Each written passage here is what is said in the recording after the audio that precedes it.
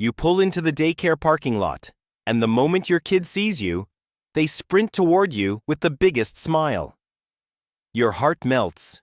You think, okay, today was a good day. But by the time you buckle them in and pull out of the driveway, something shifts. They're whining over nothing. They won't stop crying.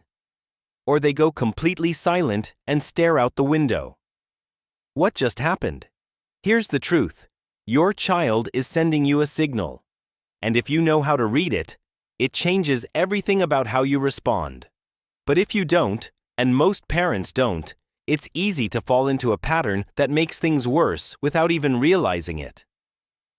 Today on Baby Secrets, we're breaking down 5 signs your child shows after daycare. What each one really means, the well-meaning mistake parents usually make, and exactly what to do instead. Stay with me, because signs 4 and 5 are the ones you really can't afford to miss. 1. The meltdown that comes out of nowhere. Everything is fine on the walk to the car, but the second you get home and they cross the front door, it falls apart. The crying starts, the tantrums kick in, and nothing seems to help. Your instinct is to ask, what happened? Did something go wrong today? And that makes complete sense. You want to help. But in that moment, asking questions is often the worst thing you can do.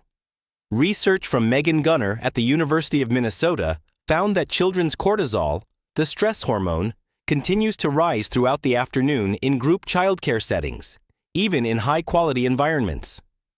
At home on non-daycare days, it naturally drops. So by pickup time, that stress is at its peak, and your home is where it finally gets released. Think about it this way. Your child has spent the entire day following rules, sharing, waiting in line, and keeping it together. The moment they feel safe enough to let go, they let go. The meltdown at home isn't a bad sign. It's actually a sign that they feel completely safe with you. What helps? Skip the questions. Instead, say something simple. Hey, I missed you. I'm so glad you're home. Then create a few minutes of physical decompression. A glass of water, a snack, a few minutes sitting together without any agenda. Let the body settle before the mind can open up. When kids feel calm, they talk on their own.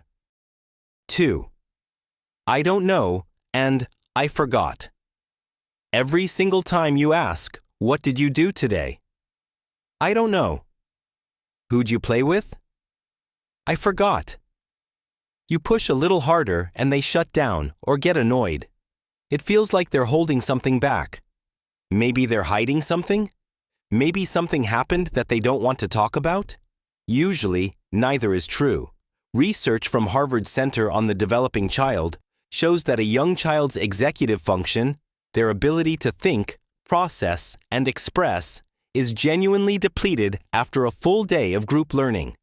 It's not stubbornness. The words literally aren't there yet. They've used up their cognitive bandwidth. Asking your child to narrate their day right after pickup is like asking someone to write a detailed email right after they ran a marathon. The capacity just isn't there yet. What helps? Give them something to respond to instead of a question to answer. Try saying, "It looked really cloudy today. Bet it was cold at recess." Or, "I made your favorite for dinner." No pressure, no expectation of a response. You're just talking at them gently, and that is enough. Once their brain refuels, usually after a snack and some downtime, they'll start talking on their own. And those conversations will be real. 3. Velcro mode. Won't let you out of their sight.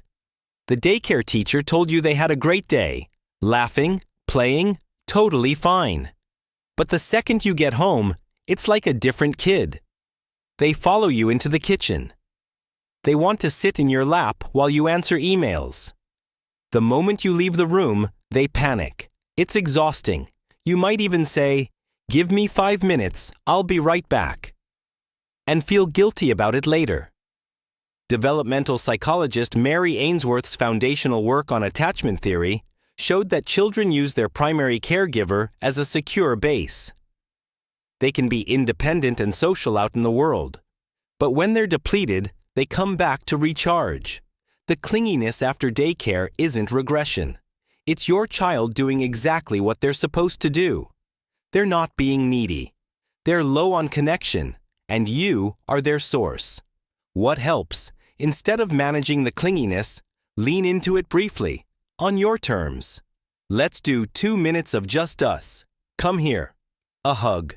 A moment of full presence, pulling them onto your lap for 60 seconds. That small deposit of connection goes a long way.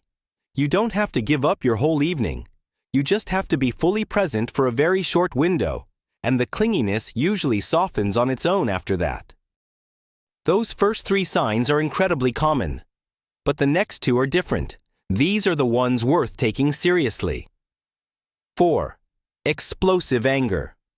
Over tiny things. Watch closely. The snack is in the wrong bowl. The TV remote is in the wrong spot. Their sibling looked at them. And suddenly, it's a full-scale explosion. Screaming, throwing things, hitting.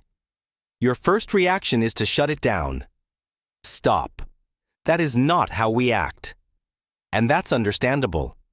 But when you dismiss the emotion, it doesn't go away.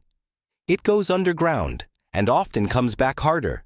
Dr. John Gottman's research at the University of Washington found that children whose emotions are acknowledged, not fixed, just acknowledged, develop stronger emotional regulation over time.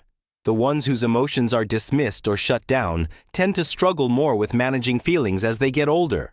Your child has been holding in frustration, disappointment, and overstimulation for hours.